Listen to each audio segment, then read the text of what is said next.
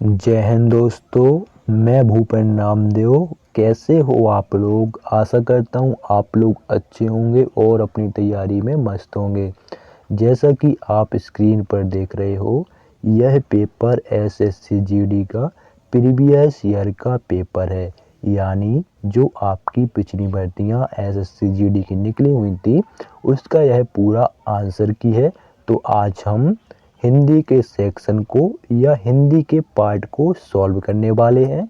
इसके अलावा कुछ प्रीवियस ईयर के पेपर मैं सॉल्व कराया हूँ, जिसमें रीजनिंग, आपका जीके जीएस और हिंदी शामिल हैं। तो अगर आप वो देखना चाहें तो वीडियो प्लेलिस्ट पर जाकर देख सकते हैं।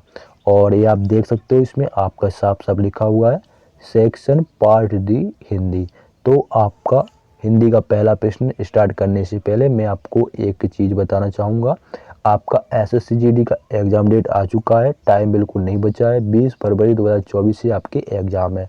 तो अभी से आप प्रैक्टिस में लग जाइए। मैं हर प्रीवियस ईयर के पेपर में बता रहा हूँ कि तैयारी में अभी से लग जाइए, टाइम बिल्कुल नहीं बचा है। और आप चाहो तो हिंदी जो आपका सब्जेक्ट है, ठीक है, रीजनिंग जो आपका सब्जेक्ट है, ये आपके ऐसे सब्जेक्ट हैं, इसमें आप 20 में से 20 अंक आसानी से ले सकते हो दोस्तों। तो अभी से प्रैक्टिस सेट में लग जाओ, प्रीवियस ईयर के पेपर में लग जाओ और अपने दिमाग में बसा लो कि 1 महीने के अंदर पूरा का पूरा सिलेबस ख़त्म करना है। चाहे वो रीजनिंग का हो, चाहे मैथ का हो, चाहे जीके जीएस का हो। और मैथ में भी आप 20 में से 17 तो ला ही सकते हो, ठीक है। अगर किसी का मैथ अच्छा है तो 20 में से 20 भी ला सकता है, ठीक है। और जीके जीएस का प्रीवियस ईयर का पेपर चालू है तो वो भी आप कर सकते हो, ठीक है। और इस साल आपका सिलेक्शन लेना ही लेना है, क्योंकि आपका वैकेंसी 50,000 प्लस आ रहा है। और आपने देखा होगा कि पिछली वर्ष का कट ऑफ बहुत ही ज़्यादा गया था, ठीक है। कंपटीशन बढ़ता जा रहा है। आप लास्ट के चक्कर में मत बैठिए, अभी से तैयारी में लग जाइए। तो आपका पहला प्रश्न है, निम्नलिखित विकल्पों में से कौन सा एक वाक्य संबंधवाचक सर्वनाम का उदाहरण नहीं है? तो उसने पूछा है नहीं है। जैसे कि आप समझ लो आपको कुछ नहीं आता, आपको नहीं पता सर्वनाम क्या होता है, संबंधवाचक क्या होता है, तो आप ऑप्शन से इसको सही कर सकते हैं। कैसे? आप एक एक ऑप्शन पढ़िए। देखो, पढ़ेंगे हम पहला ऑप्शन, जो व्यक्ति आपत्ति में विचलित नहीं होता वह अवश्य अपनी मंजिल पाता है। तो इसमें आपके दो वाक्य हो गए, संबंध हो गया ना, कि विपत्ति में विचलित नहीं होता तो अपनी मंजिल पाता है, तो संबंध हो गया इसमें, ठीक है। आप तीसरा पढ़ो, जो दूसरों के लिए गड्ढा खोदता है वह स्वयं उसी में गिरता है। तो इसमें देखो आपका संबंध हो गया, गड्ढा खोदा उसी में गिर गया। अगला पढ़ो, जिसे चोट लगती है वही पीर समझता है, ठीक है। मतलब जिसको चोट लगेगी वही तो दर्द समझेगा, तो इसमें भी देखो संबंध हो गया। लेकिन अगर आप ऑप्शन 2 देखोगे, यह अच्छा विचार है, इसमें कोई आपको संबंध देखने को मिल रहा है? नहीं मिल रहा है ना, तो ऑप्शन 2 आपका सही हो जाएगा। अब मुझे कुछ नहीं आता लो, ठीक है, और आपका ऑप्शन सही हो गया। तो ऐसे ही ऑप्शन से आपको सही करना है, ठीक है। अगर आपको नहीं भी आता हो, मान चलो कोई प्रश्न नहीं आता है, नहीं पता, तो उसको छोड़ना नहीं है, उसको करना ही करना है। प्रश्न आप जब इसको बाकी को पढ़ोगे ना, उसके ऑप्शन को, तो अपने आप खुद आपको समझ में आ जाएगा। अगला देखिए, यह घटना अद्भुत है। उक्त वाक्य में प्रयुक्त अद्भुत के स्थान पर उसके समानार्थी शब्द का प्रयोग निम्न में से किस वाक्य में नहीं किया गया है? तो किस वाक्य में नहीं किया गया? तो आपका आश्चर्यजनक ये भी आपका वही है, विलक्षण ये भी वही है, अपूर्व वही है, लेकिन आपका किस वाक्य में नहीं हुआ? भयानक। यह घटना भयानक है, तो आपका इस वाक्य में नहीं हुआ है। तो ऑप्शन जो है आपका 3 बिल्कुल सही हो जाएगा, ठीक है दोस्तों। बढ़ते अगले प्रश्न की ओर। अगला प्रश्न देखिए, आपके शुद्धि अशुद्धि वाले आपको 2-3 प्रश्न देखने को मिलेंगे, ठीक है। मुहावरे से रिलेटेड आपको 2-3 प्रश्न देखने को मिलेंगे। पर्यायवाची से रिलेटेड आपके 2 प्रश्न मिलेंगे, और आपका एक प्रश्न आपका शायद विलोम शब्द का विलोम शब्द का 1 आध प्रश्न देखने को मिलेगा। तो अगर किसी में 2 देखने को मिलेंगे तो पर्यायवाची 1 आध हो जाएगा, ठीक है, ऐसा होता है। अगला देखो, निम्नलिखित वाक्य में से अशुद्धि पहचाने। तो पढ़ेंगे हम वाक्य को, आपकी घड़ी में कै बजे है? तो आपको कहाँ अशुद्धि नजर आई? आपको कै में अशुद्धि नजर आई। क्यों? क्योंकि के कैसे लिखा जाता है? अगर किसी वाक्य को हम लिखेंगे, आपकी घड़ी में के बजे है, तो के जो आपका लिखा हुआ है वो गलत लिखा हुआ है। यहाँ पर क्या आना चाहिए? आपकी घड़ी में कितने बजे हैं? क्या आएगा? आपकी घड़ी में कितने बजे हैं, ठीक है, ऐसा आएगा, ठीक है। तो आपका क आपका मिस्टेक है। अगर आपको नहीं पता कितने बजे हैं तो आपका के तो आपको मिस्टेक लग रहा है ना। आपकी घड़ी में कै बजे हैं, ये कौन सा आपका वाक्य हुआ, नहीं है ना। तो ऑप्शन 3 आपका बिल्कुल सही होगा, ठीक है। लेकिन हमारी बुंदेली भाषा में ऐसे ही बोला जाता है, लेकिन शुद्ध हिंदी के हिसाब से के आपका गलत हो जाएगा, ठीक है। अगला देखिए, निम्नलिखित मुहावरे के उचित अर्थ का चयन कीजिए। तो हम मुहावरा पढ़ेंगे। चेहरे पर हवाइयाँ उड़ना, ठीक है, चेहरे पर हवाइयाँ उड़ना। तो मान चलो आप किसी जंगल में घूम रहे हो, ठीक है, और आपके सामने एकदम से शेर आ जाए, तो आप क्या करोगे, आपके चेहरे की हवाइयाँ उड़ जाएगी, मतलब आप घबरा जाओगे यार, ना घबराओगे बताओ, ठीक है। मान चलो आप लेटे हो और आपके बगल में सांप आ गया, ठीक है ना, आपने नहीं देख पाया, और जब उसको आप देखोगे तो एकदम से आपके चेहरे के भैया आपके चेहरे की हवाइयाँ उड़ जाएंगी, मतलब आप घबरा जाओगे। तो ऑप्शन 3 आपका बिल्कुल सही होगा, ठीक है। अगर आप अदर ऑप्शन एक्सप्लेन करो, चेहरे पर हवाइयाँ उड़ना यानी उड़ान भरना, बिल्कुल यार मैच ही नहीं करना, अचानक गिरना बिल्कुल मैच नहीं, चुप रहना बिल्कुल मैच नहीं, क्या होना, घबरा जाना। अगला देखो, निम्नलिखित में से कौन सा शब्द कमल का पर्यायवाची है। तो सभी को ये पता होना चाहिए कौन सा है, आपका राजीव जो है वो आपका कमल का पर्यायवाची है, ठीक है। बाकी जो आपका नीरद है ये किसका पर्यायवाची है, ये आपका बादल मेघ का पर्यायवाची है, क्लियर। कंचन किसका है, ये आपका सोना का पर्यायवाची है, ठीक है, सोना हो गया, कुंदन हो गया, ठीक है। जलद जो है ये आपका बादल का ही पर्यायवाची है, ठीक है। तो बढ़ते हैं अगले प्रश्न की ओर।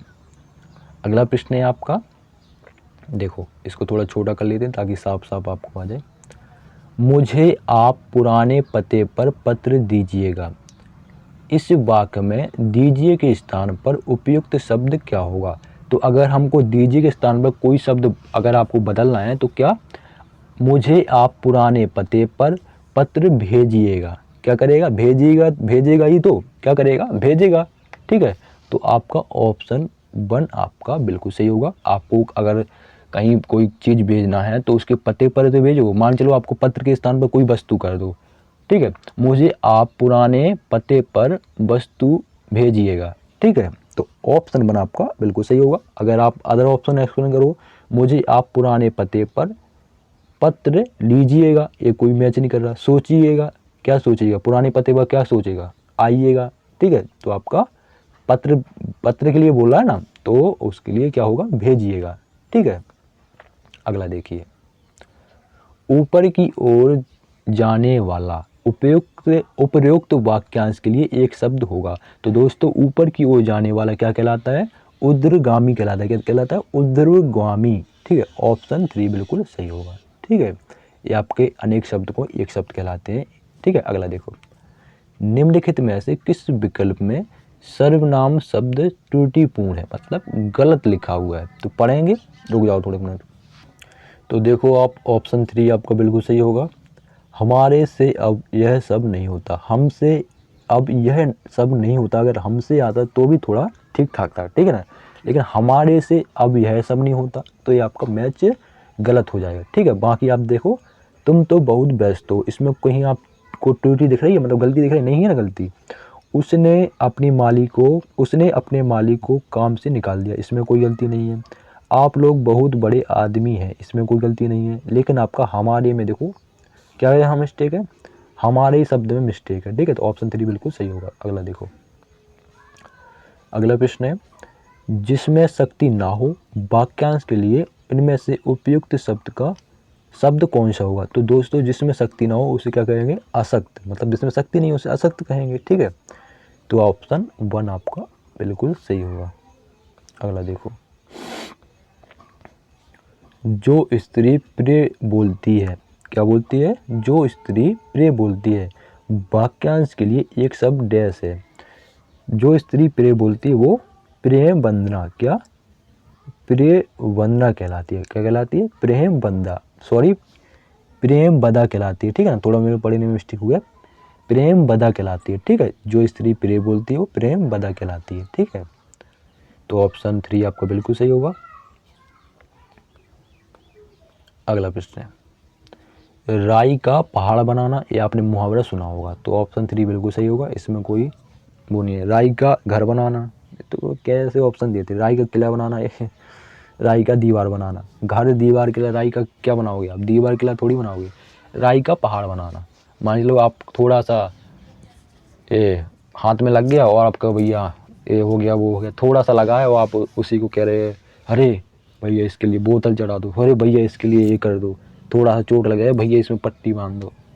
राई का पहाड़ बनाना। थोड़ा अगला देखो, इसको थोड़ा जूम कर लेते हैं। निम्नलिखित में से शुद्ध वाक्य कौन सा है, तो पढ़ो सभी वाक्यों को। राघव अपने मामे के साथ घूमने गया। रमेश आगरे गया था। सीता पटने से आई है। अल्पेश सवेरे जल्दी उठता है। तो आपका शुद्ध वाक्य पूछा है, ठीक है। अल्पेश सवेरे जल्दी उठता है, तो ये बिल्कुल आपका शुद्ध होगा, ठीक है। ये शुद्ध होगा ऑप्शन 4 बिल्कुल। अगर आप अदर ऑप्शन एक्सप्लेन करो, सीता पटने से आई है यानी पटना से आई है, तब की लिखा है पटना, तब की लिखा है सिर्फ पटने, गलत हो जाएगा। रमेश आगरे गया था, मतलब आगरा गया था होता, आगरा होता आगरे के स्थान पर तो हो जाता सही। और मामे के स्थान पर मामा होता तो सही हो जाता। आगरे के स्थान पर आगरा होता तो सही हो जाता। पटने के स्थान पर पटना होता तो सही हो जाता। तो इस गलत हो जाएंगे तीनों, ऑप्शन 4 बिल्कुल सही होगा, ठीक है। अगला देखिए, नीचे दिए गए वाक्य के अशुद्ध भाग का चयन कीजिए। पढ़ेंगे हम वाक्य को। अध्यापक ने आपकी अभ्यास पुस्तिका का अवलोकन करके देख लिया। तो कहाँ मिस्टेक है, अवलोकन करके देख लिया, अवलोकन में आपका मिस्टेक, ऑप्शन 4 आपका बिल्कुल सही होगा। राहुल का बेटा नित्य उन्नति की ओर अग्रसर है। उपयुक्त वाक्य में रेखांकित शब्द उपयुक्त विलोम शब्द निम्न में से क्या होगा। तो मतलब आपको उन्नति का विलोम शब्द बताना है, तो उन्नति का विलोम शब्द होगा अवनति। क्या होगा, अवनति। पदोन्नति भी आपका उसी का पर्यायवाची होगा, उन्नति यानी आपका अच्छा कार्य करा, बढ़ता जा रहा है ऊपर को। पदोन्नति माने भी आपका बढ़ता जा रहा है, उन्नति माने भी, तो आपका जो उन्नति का विलोम शब्द होगा वो अवनति, ठीक है। उन्नति माने बढ़ता जा रहा है, अवनति माने घटता जा रहा है, मतलब, ठीक है। अगला देखो, निम्न में से कौन सा शब्द बिजली का पर्यायवाची शब्द नहीं है। तो कौन सा नहीं है, टटनी नहीं है। कौन सा नहीं है, टटनी नहीं है बिजली का पर्यायवाची शब्द, ठीक है। बाकी आपका दामनी, तड़ित, चंचला ये सब आपके बिजली के पर्यायवाची हैं। अगला देखिए, अगले प्रश्न आपके गद्यांश से 5 अंक का गद्यांश 100% पूछा जाता है। और ऐसे प्रश्नों को आपको कौन सा ऑप्शन बेस्ट बैठेगा उसके हिसाब से करना है। तो भैया इसमें आपको छोटे नज़र आ रहे होंगे तो थोड़ा वीडियो का क्वालिटी बढ़ा लेना, क्योंकि गद्यांश भी थोड़ा ही बड़ा है। तो पढ़ते हैं भैया, पढ़ो।